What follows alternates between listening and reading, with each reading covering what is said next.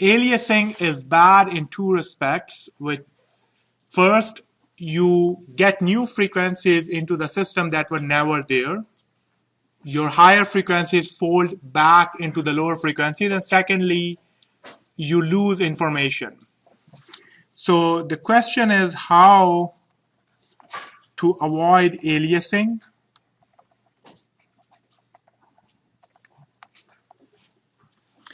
And of course, the first answer to that is make sure the Nyquist criterion is satisfied.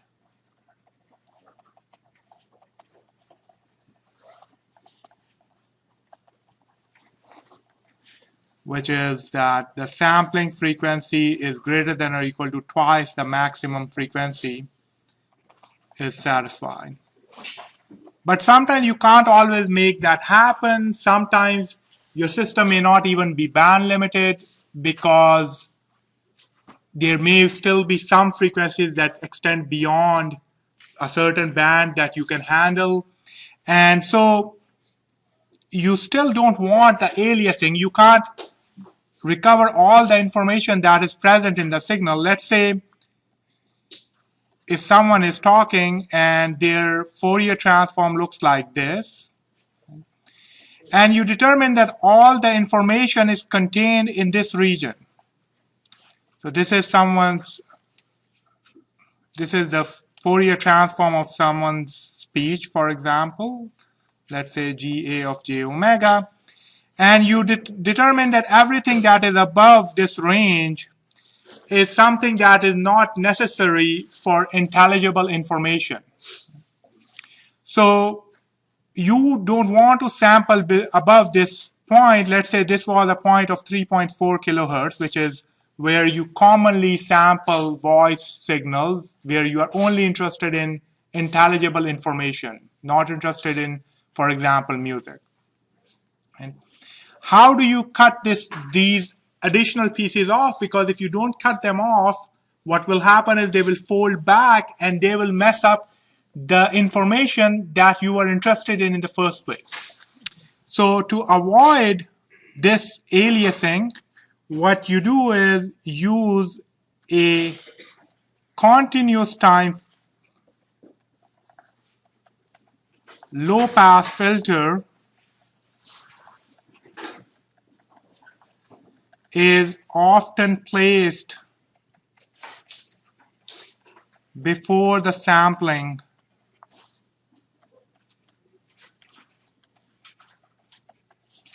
operation, and that continuous time filter is called an anti-aliasing filter.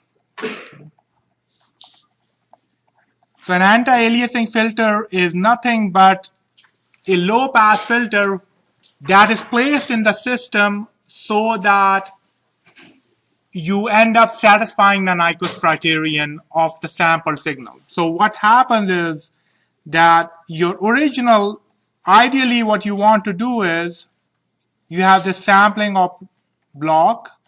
You sample with a time period t. You want to get Gn out. Okay? This is Ga of t. But this Ga of t is not band limited exactly. And before sampling, what you want to do is you want to make this signal into a band limited signal. How do you make it band limited? You just low pass filter it. So the filter that is placed just before the sampling block to make your signal exactly band limited is termed as the anti-aliasing filter. So what happens in reality is you get this Ga of t, and then you pass it through a low pass filter, which we will call HAA J omega. And then let's say you call it G tilde A of t. You do continuous to discrete conversion with a time period t to get Gn. Okay. So this AA of J omega is a low pass filter with magnitude response of 1 up to certain cutoff frequency and 0 otherwise. Now, what should be the cutoff frequency of an anti-aliasing filter be?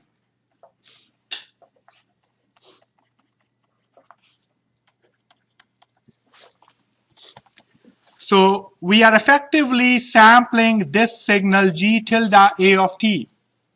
Okay. If we are sampling G tilde A of t, its Fourier transform is G tilde A of j omega, and we are sampling it with time period t seconds. We better make sure that we satisfy the Nyquist criterion.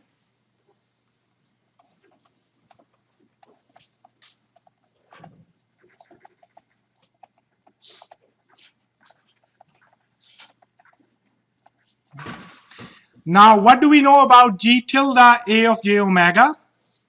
This is the output of a low-pass filter. So if a signal is the output of a low-pass filter, that signal is bound to be a band-limited signal. So if G tilde of A j omega is simply G of A j omega times AH AA of j omega, which means that since AH AA of j omega is a low-pass filter with cutoff frequency omega c, this means that G tilde A j omega has a cutoff, is band limited to what frequency? This is band limited to omega c radians per second. Right? So by low pass filtering a signal, you are making it into a band limited signal. Now we want to make sure the Nyquist criterion is satisfied. The Nyquist criterion says that we must make sure 2 pi over t is greater than 2 times the maximum frequency. This implies that the maximum frequency in G tilde A is omega c. Right? So this means that 2 pi over t has to be bigger than 2 times omega c, or which means that omega c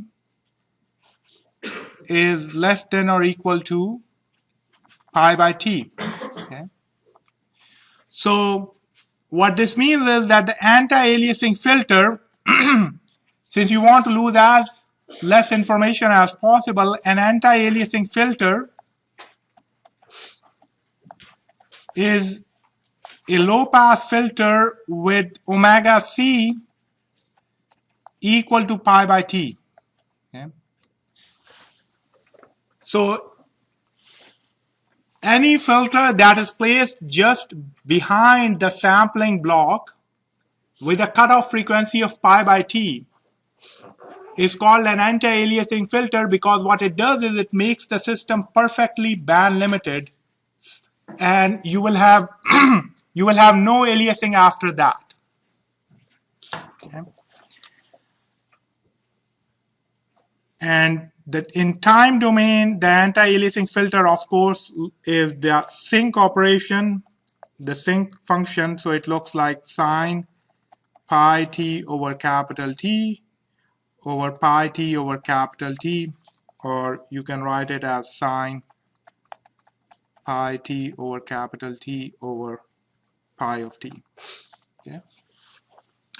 So anti-aliasing filter, an ideal anti-aliasing filter, and an ideal reconstruction filter, they effectively have the same form. They are both low-pass filters with cutoff frequency of pi by t. The difference is that anti-aliasing filter, the magnitude is 1, because you don't want to scale the frequencies that are coming in. Whereas in the reconstruction filter, the scale, the magnitude is capital T. Okay. So I just want to recap then the 3 main scenarios in sampling theory.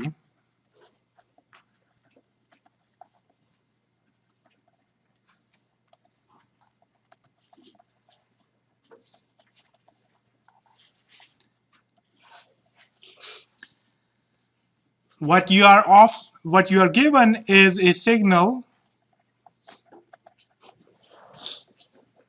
GA of t with Fourier transform GA of j omega. The signal may or may not be band limited. Let's say this is what the signal looks like. Okay. The height is A. There are three things that can happen when you sample the signal.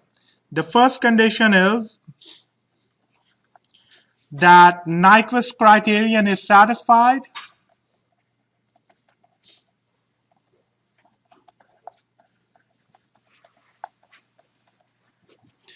So you have GA of t, you sample it with this sampling block with time t to get Gn. If your Nyquist criterion is satisfied, which means that omega of t, which is 2 pi over t, is greater than or equal to 2 omega m, then no aliasing takes place.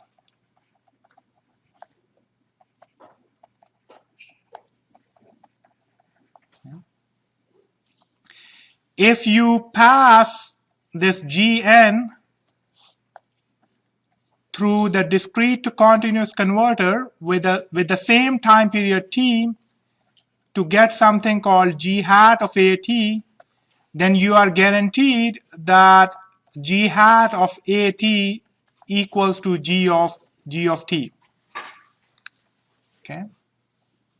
So that's the first condition that happens.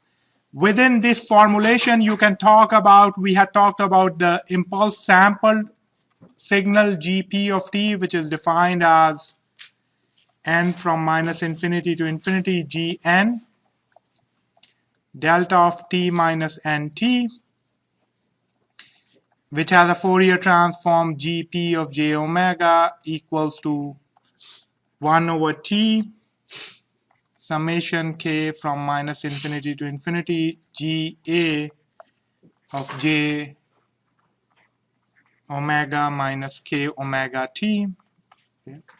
So because you satisfy the Nyquist criterion, what this Gp of j omega looks like is you get multiple copies of your Fourier transform at location 0, omega t, minus omega t. Their height is a over t. And because you satisfy the Nyquist criterion, there is no overlap. So this is omega t by 2. And the different copies don't overlap with each other. And the reconstruction simply means that you are going to low pass filter between omega t by 2 and minus omega t by 2. So this is your reconstruction filter. Okay. So that is one setup that can happen. Everything is nice. You start with a band limited signal. You satisfy the Nyquist criterion. Your reconstruction filter is ideal. You take your signal, convert it to discrete time. You convert that discrete time signal back into continuous time. You get back what you started with. The second setup that can happen is that we do not satisfy the Nyquist criterion.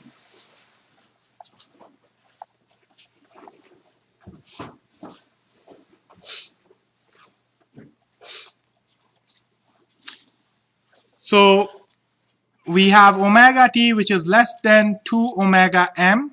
What happens in that case if you don't put any new system into your block diagram? So you are still sampling.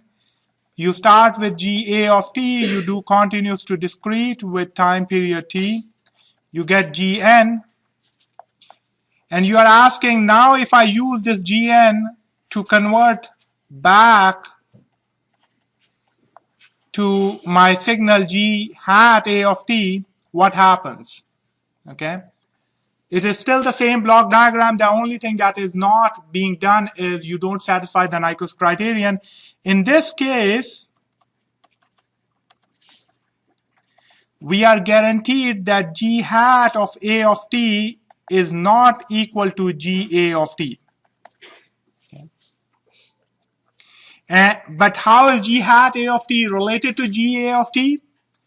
What happens is that any frequency that GA of t had above omega t by 2, it will fold into smaller frequencies and you will get a superposition of those frequencies in your final reconstructed signal. So if you recall the GP of j omega, in that case,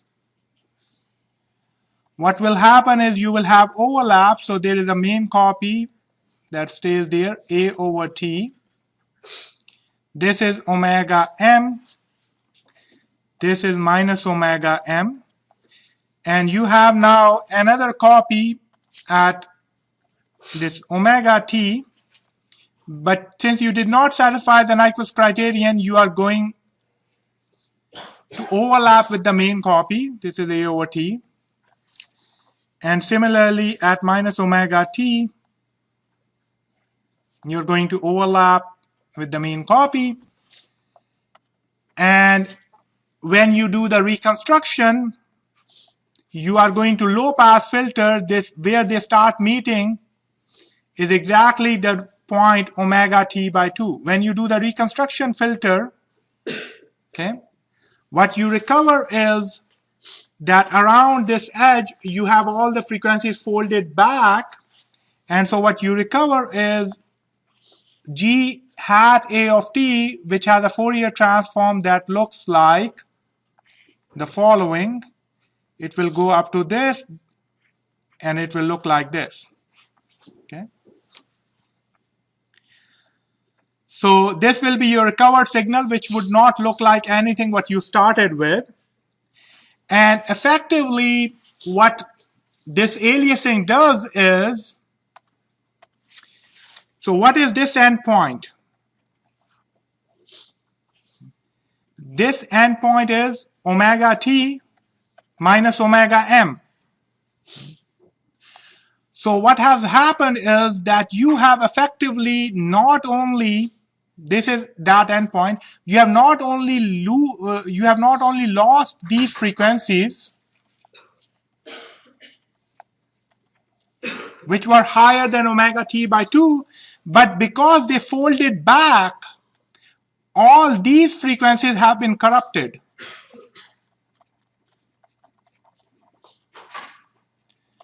Because previously your frequencies looked like this, and now you are seeing that you have higher, the amount of frequencies that your Fourier transform shows is higher in that region.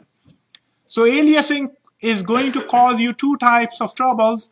A, you will of course lose all the higher frequencies, and B, since they are folding onto lower frequencies, you are now getting corruption into the lower region. Okay? And the corruption goes up to omega t minus omega m. The last setup that happens in sampling theory is, since you know that you are going to undersample, you are not going to satisfy Nyquist criterion, you say that let's avoid the corruption of low frequencies by inserting an anti-aliasing filter into the system. So the third setup is we undersample, but proceed the sampling operation with an anti-aliasing filter.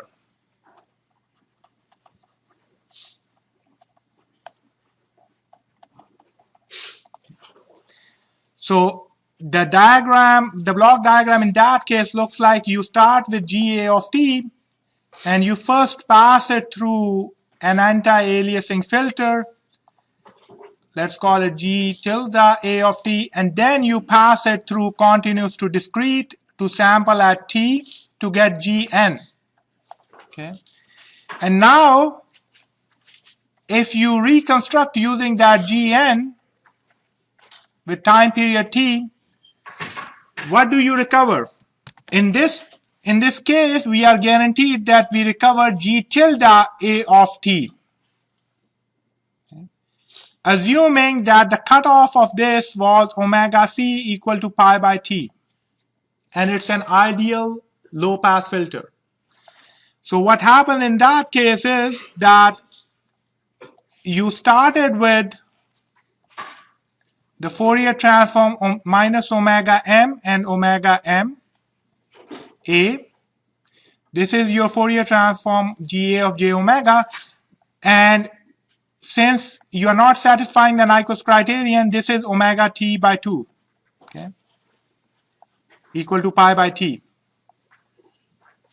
So you first pass it through an anti-aliasing filter, which basically gives you, which cuts off all the frequencies, and you get back this Fourier transform. Okay. This is G tilde A of t. This is the Fourier transform of G tilde A of t with a cutoff of minus pi by t to pi by t. Okay. So since you low pass filter, this is what you get, and now you sample this. So now if I look at my GP j omega, what I get is I now get multiple copies of whatever I am sampling. So I'm sampling this thing, I will get this, then there will be another copy at omega t, at minus omega t. It's supposed to be symmetric, so, and a over t, this is omega t by 2 minus omega t by 2. Okay. And now when I low pass filter it for reconstruction, my low pass filter goes here up to this point. So what I recover is the Fourier transform of my recovered thing looks like exactly this, right? The same as this. Okay.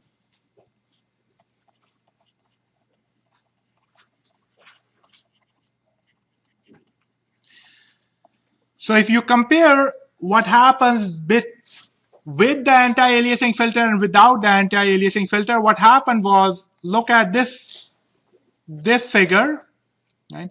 Anti-aliasing filter is going to not mess up these regions, okay? You are always going to lose information that is above. You always lose this piece of information which is above the sampling frequency. But the question is, do you also lose any information due to the folding of frequencies? An anti-aliasing filter basically prevents folding of frequencies so that you don't lose information in the lower region. Okay. So if you did not have, I'll redraw on top of it so that you can see, if you did not have an anti-aliasing filter, then you will get something like this. Oh, sorry. Okay. So the red one is with the anti-aliasing filter, and this one is without the anti-aliasing filter. And as you see, without the anti-aliasing filter, there is this additional region of corruption. Okay, lose information due to folding.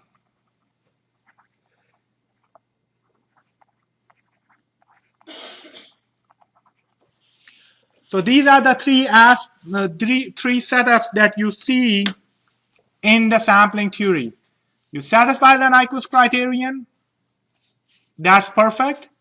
Or you don't satisfy the Nyquist criterion, in which case you either have an anti-aliasing filter or you don't have an anti-aliasing filter.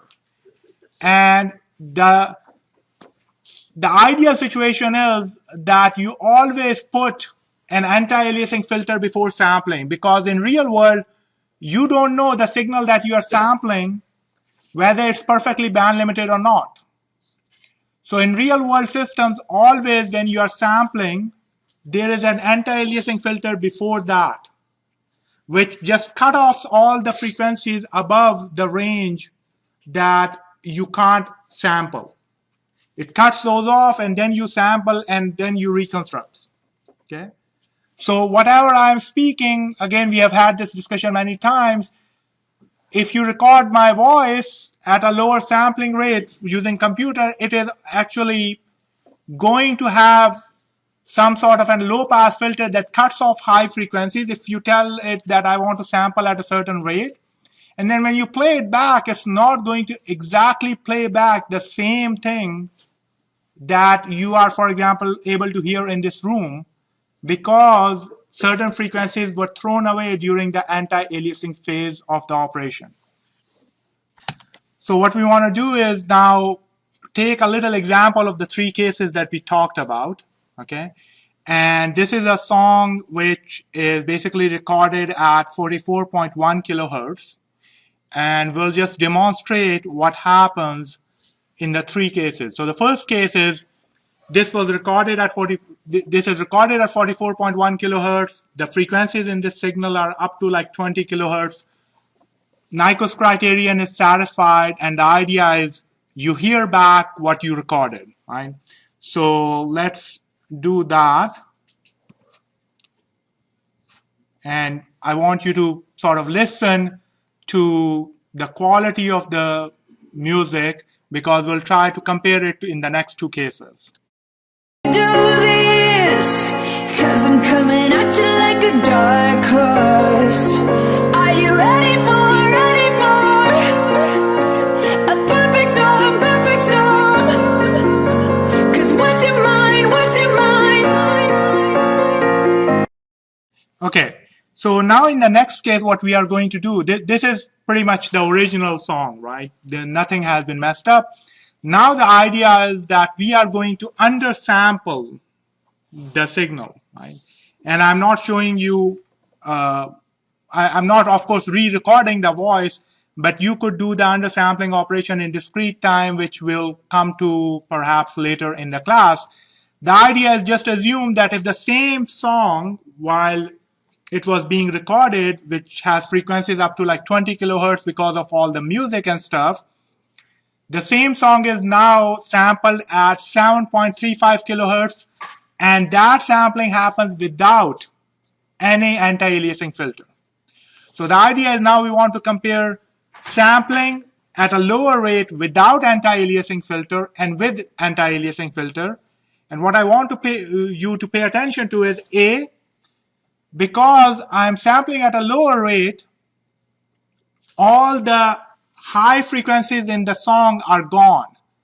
Okay, that crisp voice that you heard in the original song are gone because your frequencies are lost at above 2 times 7.3, half of 7.35 kilohertz. Right? And also because of the folding, you are going to corrupt some of the lower frequencies. So pay attention to now this one version where you have aliasing, no anti-aliasing filter. Do this, 'cause I'm coming at you like a dark horse. Are you ready for a perfect storm, perfect storm? 'Cause what's your mind, what's your mind?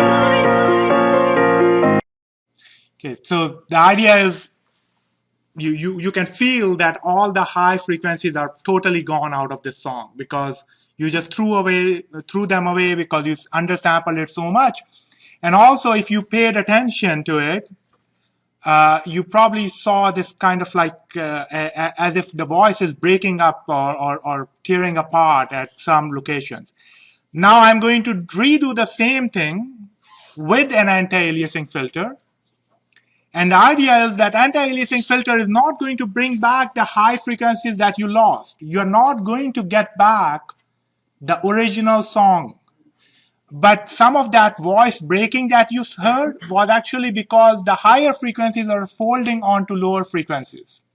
And you will see, we may have to play it a couple of times, but you will hear that this song, even though you have lost the higher frequencies, the quality of this is better than when you had aliasing going on.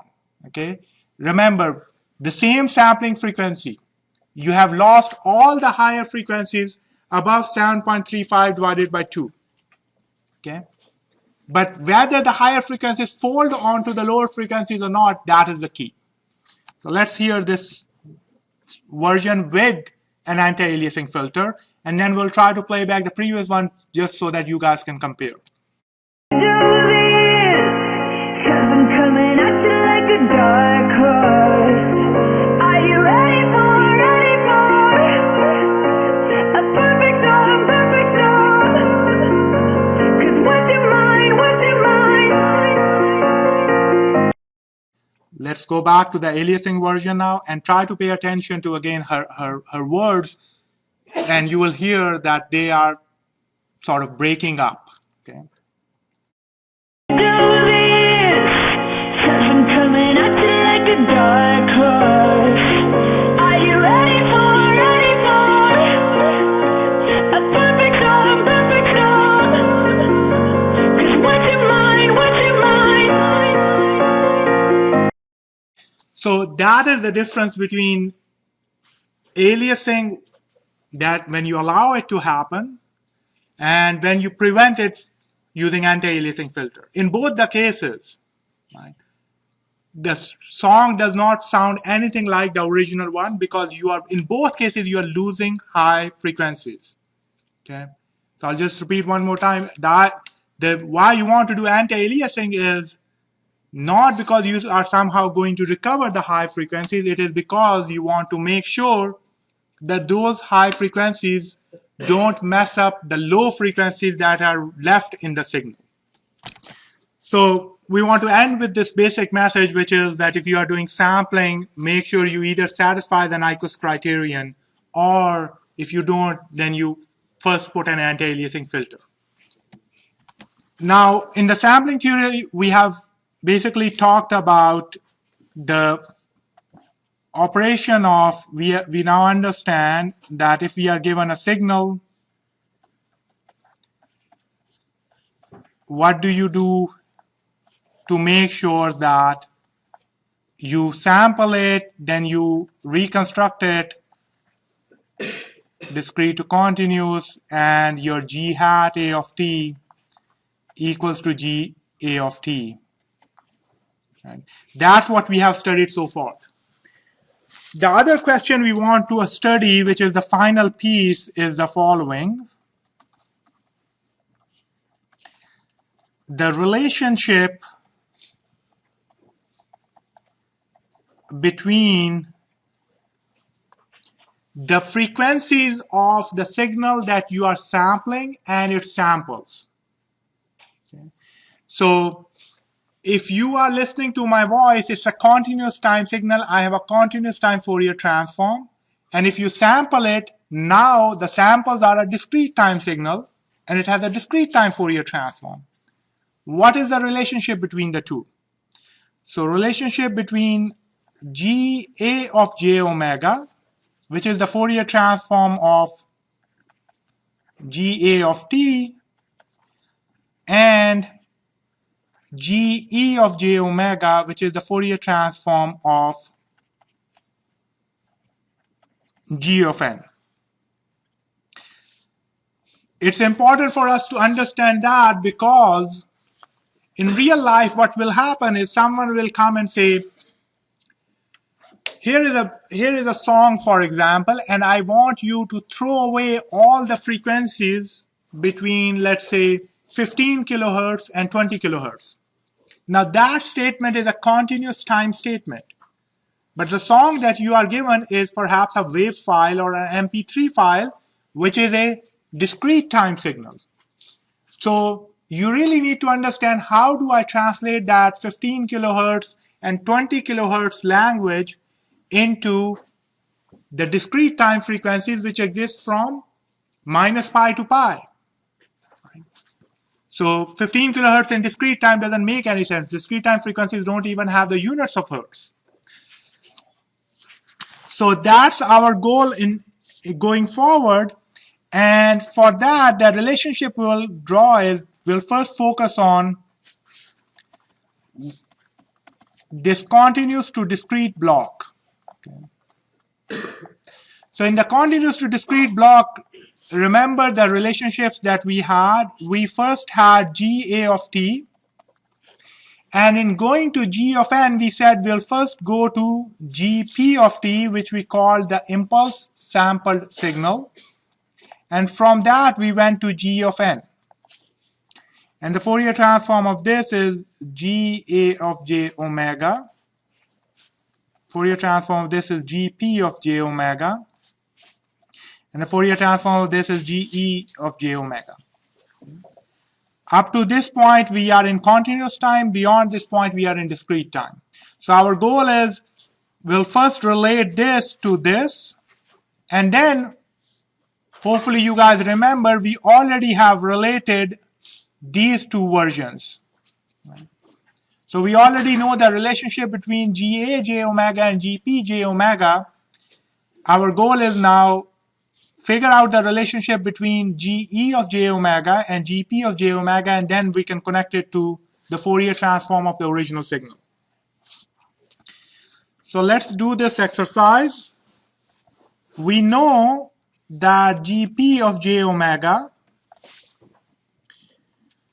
is equal to 1 over t summation k from minus infinity to infinity GA of j omega minus k omega t. Okay. We know this relationship, the relationship between the two continuous time signals. We'll come back to it later. So let's call this equation star. Now we also know the Fourier transform of the discrete time signal using just the formula GE of j omega equals to summation of n from minus infinity to infinity g of n e to the minus j omega n. So this is just the definition. We want to relate it to the Fourier transform of GP. So to do that, I want to remind you of the original equation for GP. GP is defined as the following: n from minus infinity to infinity g of n delta of t minus nt. Remember, GP of t is nothing but impulses at t equal to 0, t equal to capital T, t equal to minus t, and so forth, with the amplitude, with the area proportional to the sequence value at that location. So let's take the Fourier transform of GP of t. This is, we are taking Fourier transform of continuous signal. So it's when I talk about it, I'm talking about continuous time Fourier transform. So that Fourier transform of this summation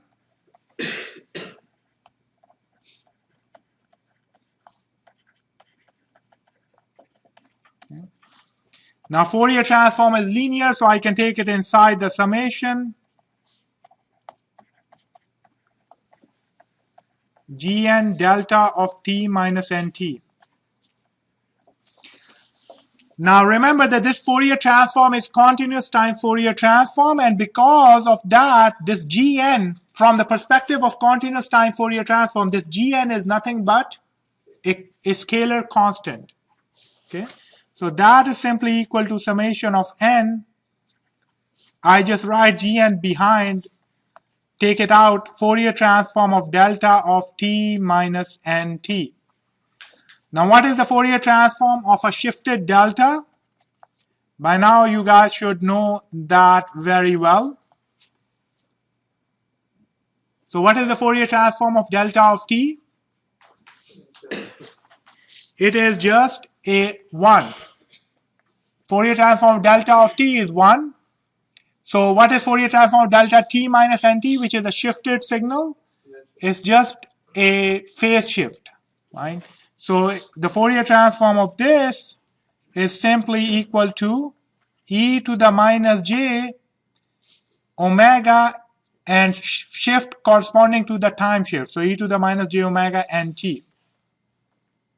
Okay. So I get e to the minus j omega nt. This is my GP of j omega. Okay. Now remember, the goal, we are trying to relate GE of j omega to GP of j omega. The discrete time Fourier transform to the continuous time Fourier transform. So let's look at this. Let's look at these two boxed equations. And let's try to ask ourselves, how are they different from each other? Okay. What is the difference between the two? They are exactly the same form, except that here you have, instead of, so let me write it another way.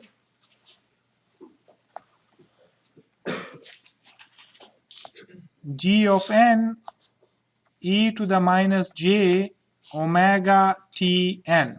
I'm just moving this t closer to omega. If I write it like this, you can compare the two equations and see that the only difference between this is that the variable little omega is being replaced by capital omega t. Right? So what this says is that if I want, I can get the Fourier transform of my discrete time signal by simply replacing capital omega by little omega over t. If I replace capital omega,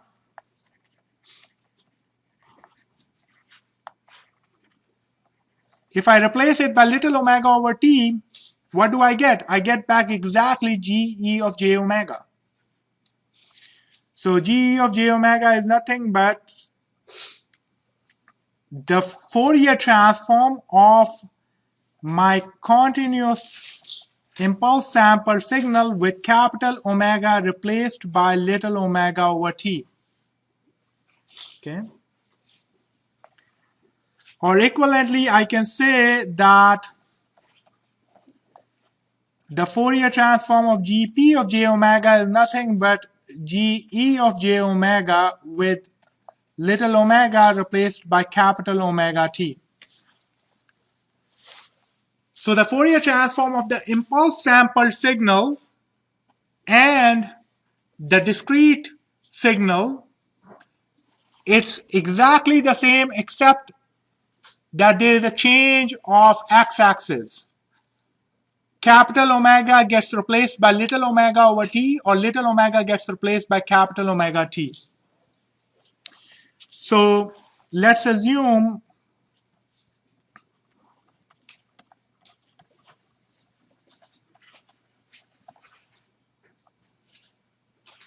that GP of j omega will go back to our original sort of figure that we have been using, is given by, so let's say it's given by this periodic repetition.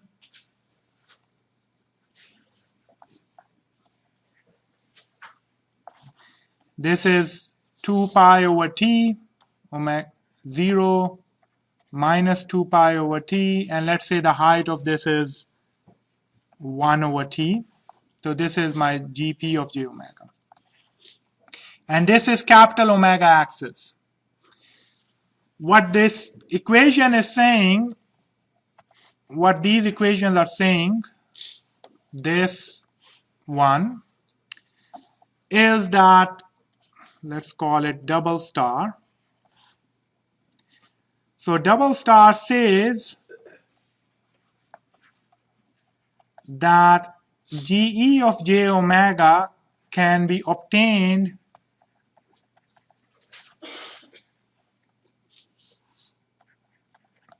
by replacing capital omega equal to little omega over t in GP of j omega. So this capital omega axis actually becomes little omega over t axis. Okay. So if you want to now compute your GE of j omega, what is this saying? This is not, what it is saying is your capital omega axis is little omega over t axis. So if you want to get your little omega axis, what do you have to do? What do you have to do in this axis? So to get my little omega axis, I multiply this whole x-axis by capital T. And what happens when I do that? Let's say that this was omega m, this is minus omega m. So my omega m becomes omega mt, my minus omega m becomes minus omega mt. What does my 2 pi over t become? It becomes 2 pi.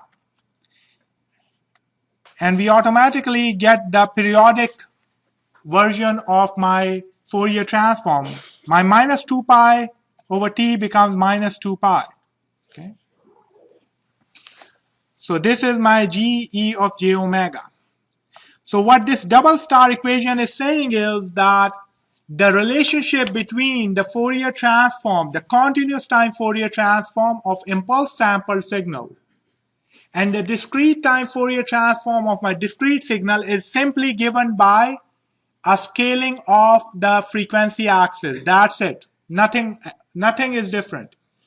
They both have the same Fourier transform envelope. The x-axis, the frequency axis, you scale it by multiplying it with capital T. Now, if you ever remember what you need to do, whether you need to divide or multiply by capital T, try to remind yourself that what is the unit of capital omega? It's radians per second. And you now want to compute the discrete time frequencies. What are the units of discrete frequencies? Radians. So if you want to go from radians per second to radians, you better multiply by seconds. So you multiply by t. Okay? So that's sort of a cheat sheet if you want to think of it that way. So we now know that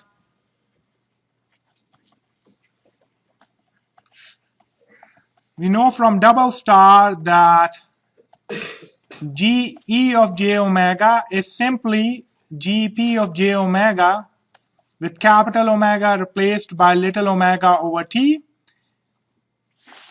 And essentially, pictorially, it means just multiplying the axis by capital T. And far away, we talked about this equation star, which related GP of j omega to GA of j omega. So let's write that down.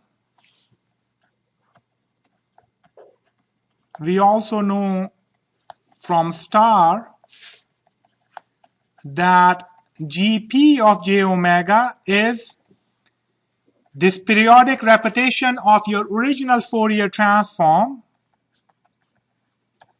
with a scaling of 1 over t, g omega minus k omega t. So what do we have to do? We just plug this GP of j omega into, so let's call this 3 star. Okay.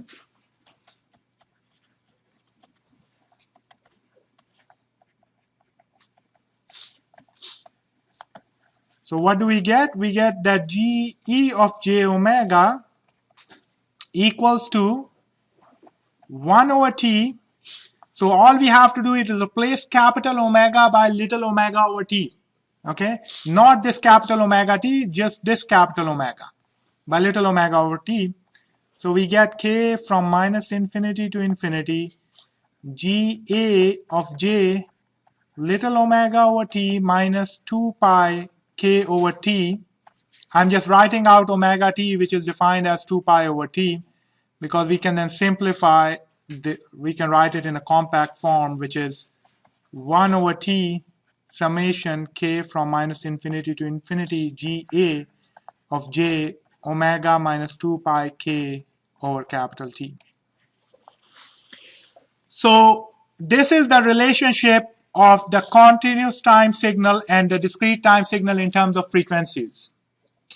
You can arrive at this relationship in 2 ways. First of all, you can say my continuous time frequencies are given. You go to the continuous time frequencies of GP, and then you do a scale of x-axis, the frequency axis, to get to GN, frequencies of GN.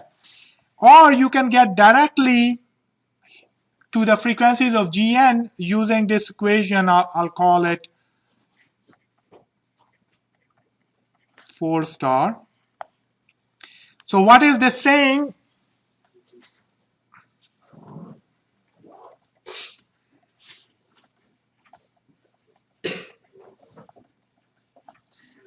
There are three operations which are very similar to what we had talked about earlier.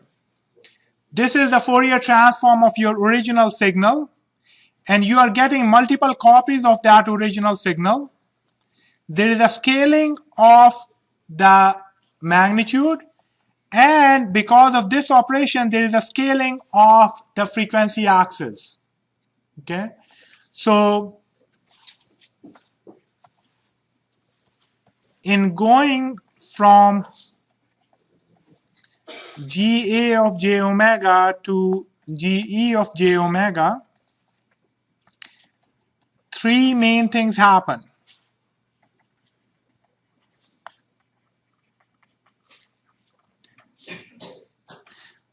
Number one is you have a scaling of the frequency axis.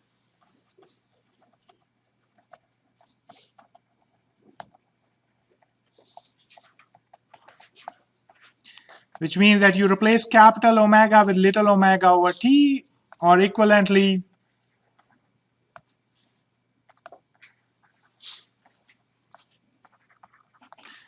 you multiply the frequency axis by capital T.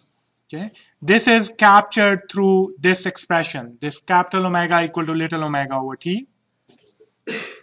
The other is we get multiple copies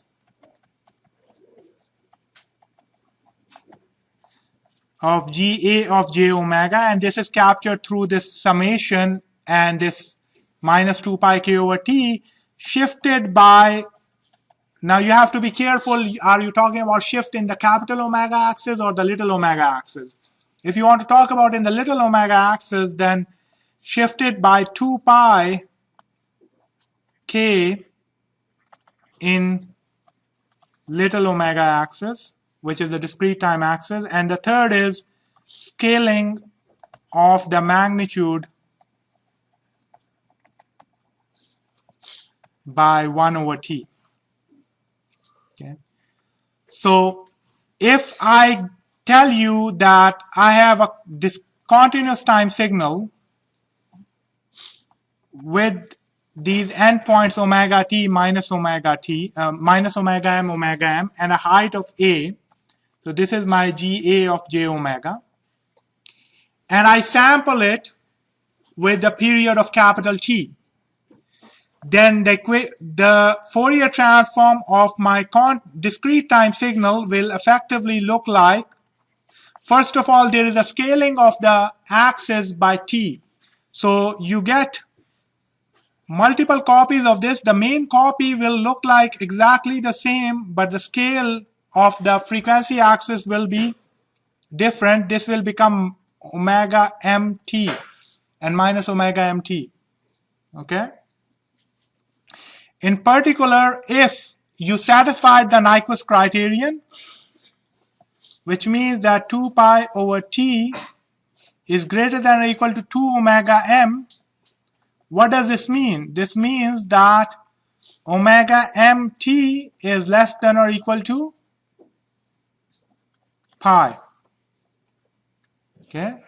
So if you satisfied the Nyquist criterion, then this factor is always less than or equal to pi, and this is always greater than or equal to minus pi. So this endpoint is between minus pi and pi, these endpoints.